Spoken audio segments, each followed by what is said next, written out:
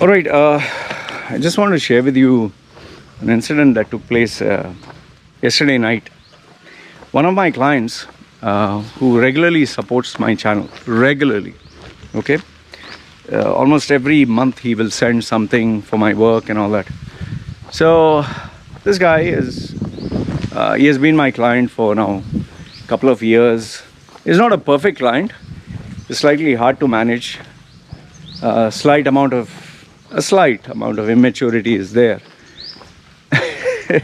When sometimes talking to the client, it's like having a headache. But the only reason I take interest now, one is obviously the client pays me every month. So obviously I respect that. That means you respect my work. You're giving me money, fine. I respect you too. It's just not words. But the second is the client's heart is in the right place. The person is like an innocent child, even though the person is like grown up, well past his 35s or whatever. So now, yesterday, I was going through all the emails, thanking people for sending, wishes on my birthday. There's so much, man. Still more is there. Personal messages and this and that. And yes, people who have sent me money to wish me on my birthday, I appreciate. Thank you. Supporting my work, and some people have even sent money, small amounts, whatever. Okay, this is a gift for your daughter, go eat, and fine. So he had sent, once again, the money, and I sent him a message thanking him.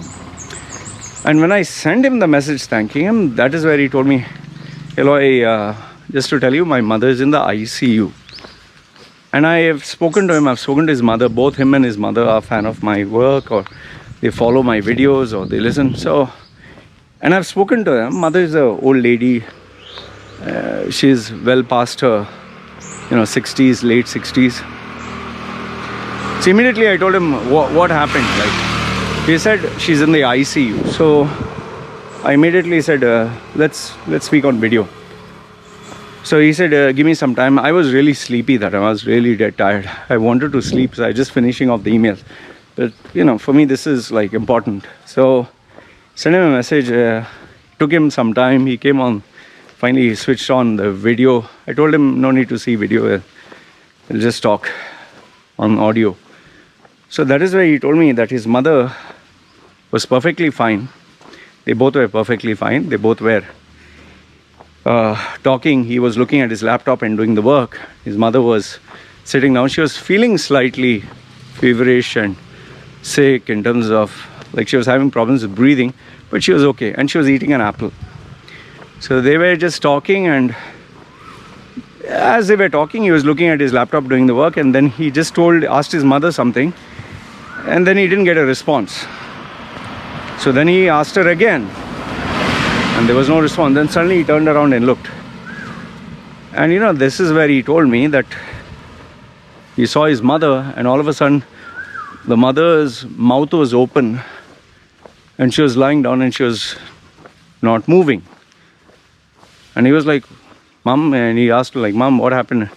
There was no response. And he immediately went to her and found her that she was not responding. Her mouth was open and eyes were open. Then obviously he thought the apple got stuck. So he started, when you have choking, you press the stomach to let it out, and nothing was happening. And slowly she was turning blue. Okay. And then obviously he called his neighbors, he called the ambulance. And finally, it seems they were trying to resuscitate her. Finally they called the ambulance, they took her. And that is where they found out that she had, number one, contracted COVID. Number two was, there was water filling up in her lungs, fluid, sorry. Her immune system was going down the dumps, and so her lungs were predominantly affected. There was blood poisoning also. I don't know, multiple number of things, and they immediately put her in hospital. And then the doctor said, have you checked yourself for COVID? He said no. They checked the mother, they found her having COVID. They asked him, you need to get yourself tested, and he did. And he found he also had COVID. So now they both tested positive, and including the people who interacted with them. So quarantine. Now the tough part was, because the mother has COVID and because he has COVID, now he can't meet the mother. Mother can't meet anyone. Nobody can come to the mother and she's in the ICU. So he wanted to at least talk to her, even though she is unconscious. He begged and pleaded, the doctor and nurse and all. He went for almost days. Finally, they agreed that he can keep a camera over there with his voice can be heard and he can talk. And the poor fellow has been talking to his mother via Zoom once every 2 days and telling her how much he loves her and how much she means, to him, and to be strong, and they'll do it. And when you're unconscious, you can still sometimes hear messages. And he has been doing that. And he was crying when he was talking to me. I listened to what he had to say. And then finally, I told him, see, listen, there are only two possibilities that will happen. One is your mother will live. One is your mother will die. There's no other option, live or die. And I also told him this is the same thing that I faced when I came to know my mother was going to die the first time. See, initially it was very hard for me to even imagine that, because this is the most important person in my life, the biggest influence, the first woman that was ever there in my life, the woman who I drank milk from her breast, who she took care of me. And okay, agreed, things are not good later on, but I am who I am because I came from her womb. So it's a very powerful moment. And I said, I know what it feels. I've been a son also. Although in your case you love your mother more, your mother loves you more, and there's so much of love in between both of you, so it'll be even harder. But the reality is, your mother will either live or she'll die, one of the two.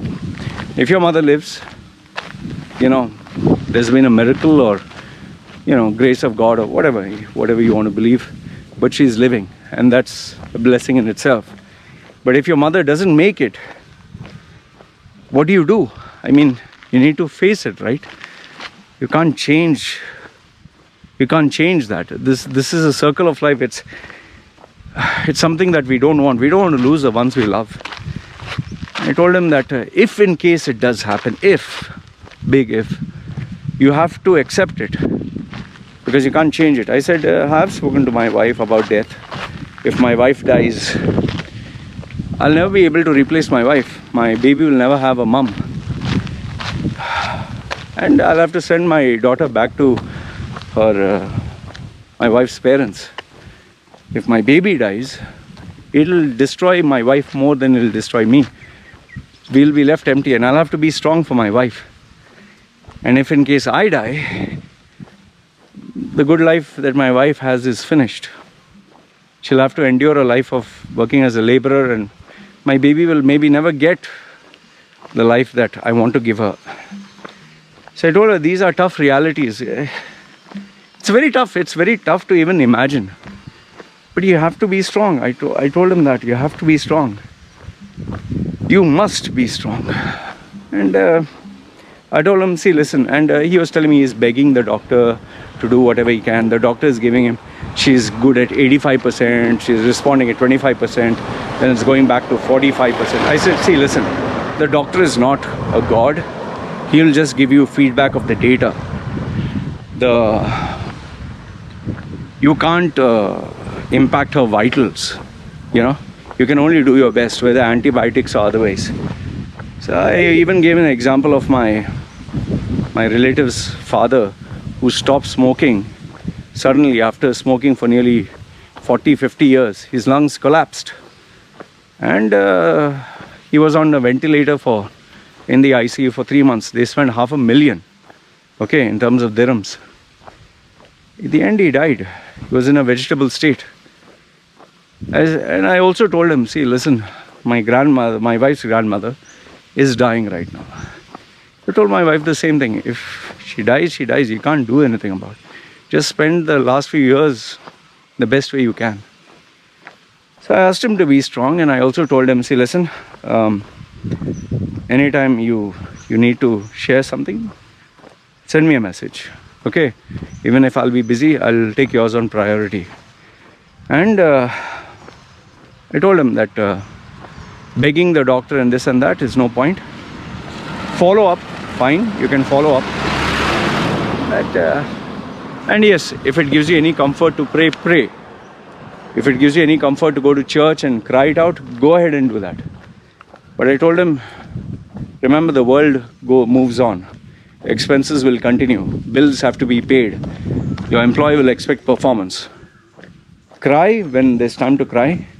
But when it's time to switch off, you switch off and get back to work.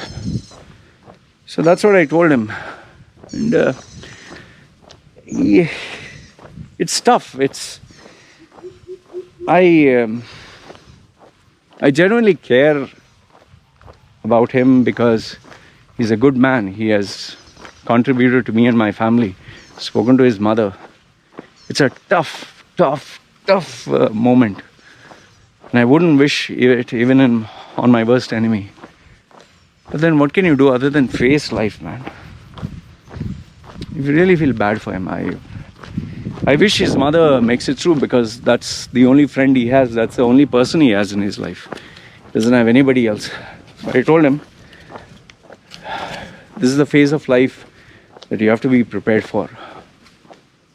And it's happening now. At some point it's going to happen, right? Even for me, if everything goes as per life, I'm older than my wife. I have to die first. Something you have to be prepared for. Anyway, this is what I told him, and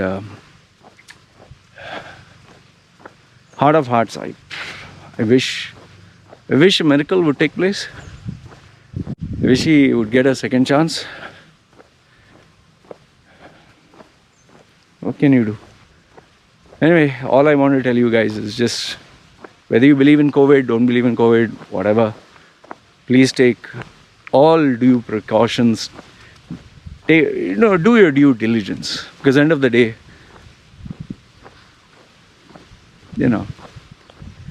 you'll have to face the music, right? I just genuinely hope this boy gets his mom back.